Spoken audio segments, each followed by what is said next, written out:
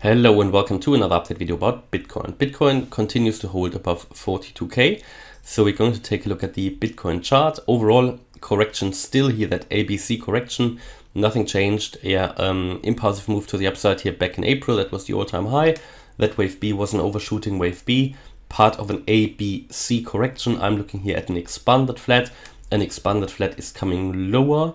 The wave C, in which we currently are, should be at least, should be coming lower than the wave A. That's typically what we're looking here.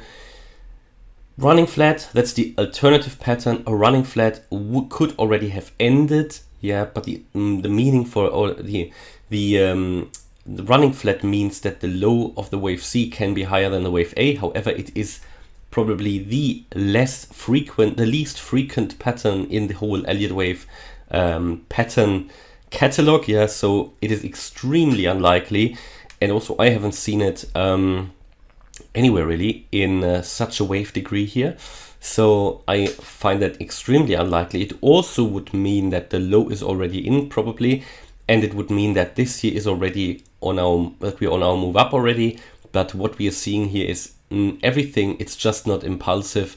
Therefore I find that highly unlikely. Okay, so that is why I'm not really talking about that scenario. I don't think it's gonna happen. There are other scenarios which are for me more likely, and everything that we can do here is, we don't want to do wishful thinking. If I was doing wishful thinking, I would say the price is going to go up tomorrow to 250k, as many other people are saying it. But no, for me, it's trying to be realistic and having a bit of a scientific approach here and trying to talk about the most likely scenarios only. And there are two. One is to break out of the triangle to the downside straight away, and we get into this yellow target area between 20 and 29k. Again, 29k is the low of the wave A in summer. The 20k level is the is the high of the bull market in end of 2017.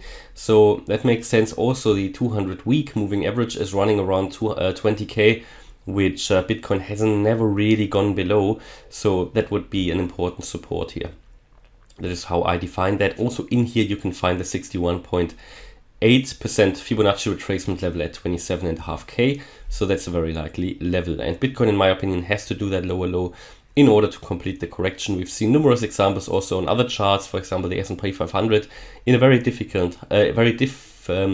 similar higher level correction like this one, where it did exactly the same pattern. And patterns repeat themselves, because they are all based on fear and greed and human psychology. So that is why the expanded flat is a very frequent pattern. Alternatively, and we talked about that already weeks ago, I warned that this could happen time and time again, that we break above the triangle here, and then, however, my scenario would be that we are moving into this area here between 55 and 65k. From here we are then going to turn around.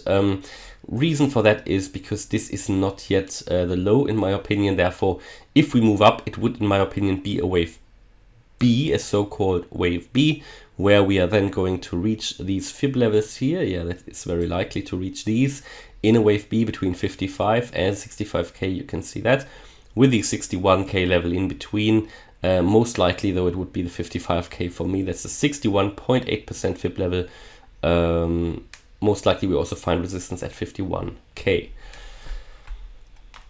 Someone asked me again in the comments, and these questions come up from time to time. Elliott waves are always right, so you draw your patterns based on what already happened. Well, not really. If you've been watching me in the last few weeks and months, I've actually been drawing the patterns before the moves happened, based on what I think. There are always two scenarios typically. There's always a more bullish and a more bearish scenario.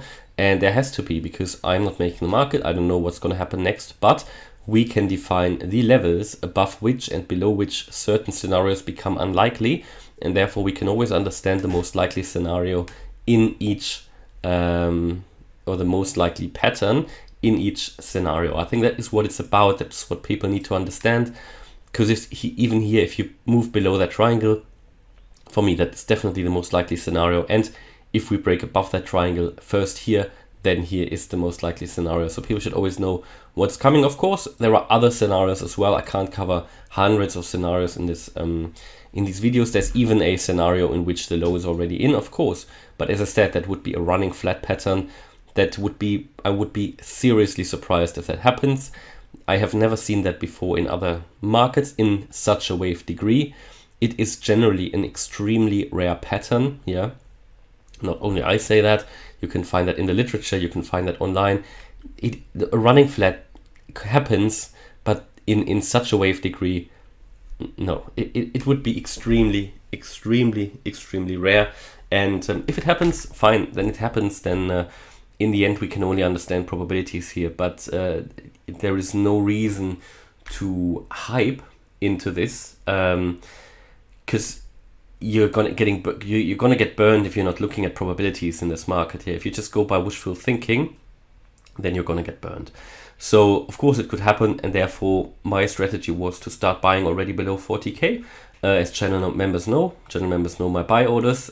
Same with altcoins. I already bought, I think most of my altcoin buy orders triggered already, so I'm equipped for a move up. Yeah, and that's fine. But I don't think the move up will be sustainable, because we have to base it on probabilities. Okay, so that's where we are here. And it's not for me about being right or wrong. I want to inform, and I want to make sure you know in each scenario which way is going to happen, what is going to happen. And even if we break to the upside, which is not my primary scenario, fine.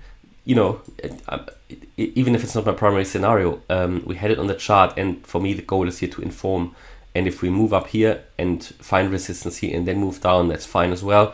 Should we really break here and make new all-time highs, then yeah, then what then happened was a very unlikely scenario, and in the end the moon boys were right. But the moon boys are always right when the price is going up, and they're always wrong when the price is going down. So anyway, it's whatever. We can only give our best here. So ABCDE, that is still what I'm looking at here. There are two scenarios how to break out of this triangle to the downside. That would be my primary scenario. First scenario would be to close that wave 4 of here in that wave E, and then you would exit the triangle to the downside. Second scenario would be to have a 5-wave count, and that is all still very valid. Would be invalidated though if we break above that wave C. Yeah, I think so. It would be invalidated if we break above that 45.5k level, and that would be here. We've got our wave 1, we've got our wave 2, we've got our, so this, whatever's coming up here is already part of the wave 3. We've got our wave 3 here, 4 and 5, so it would land somewhere around 25k, maybe a bit lower. Yeah, that wave 5. If we just use the projections for a wave 3, because the wave 3 would already land below 27k. Yeah, that is the 1.618 FIB extension, the minimum target for a wave 3. So these are the two possibilities. And currently, if we look at the immediate short term, we can see, I mean, we put on the chart yesterday or a couple of days ago this sort of orange triangle within this pattern here.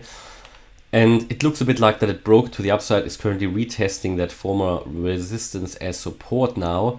From here it now needs to get going, because it is now back in this it's now back in this zone, and this zone is holding it back. So it means that there's a resistance again here above it, which is the 42.6k or 42.7. So that will be a little bit difficult to get out of it.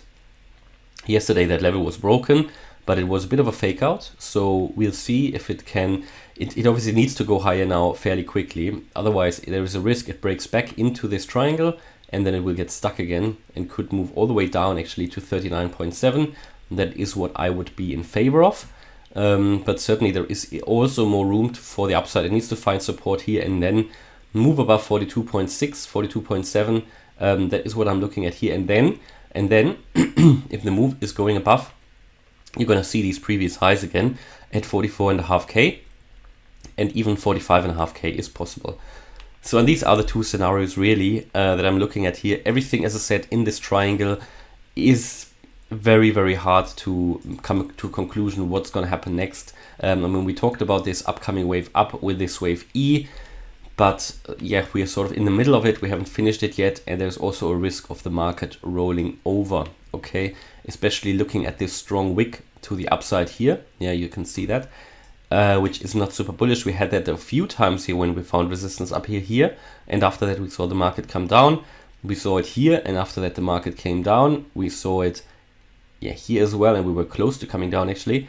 We saw it here and the market came down. So these long wicks to the upside, generally they could mean market is starting to roll over. If we take a look at the EMA ribbon, we are still above it on the daily, so that's a good sign. Yeah, as long as we hold the EMA ribbon, I would say it's fine. Yeah, and further uptrend is possible. That would mean we have to hold certainly above 41.2k. Yeah, that's my view here on Bitcoin at the moment. Hopefully that was useful update. If you like the update, please hit the like button, leave a comment, and subscribe. And if you really like the content, then check out the channel membership. Of course, I'll keep you informed about Bitcoin, latest developments, and how I see the market. Thanks a lot for watching. Bye-bye.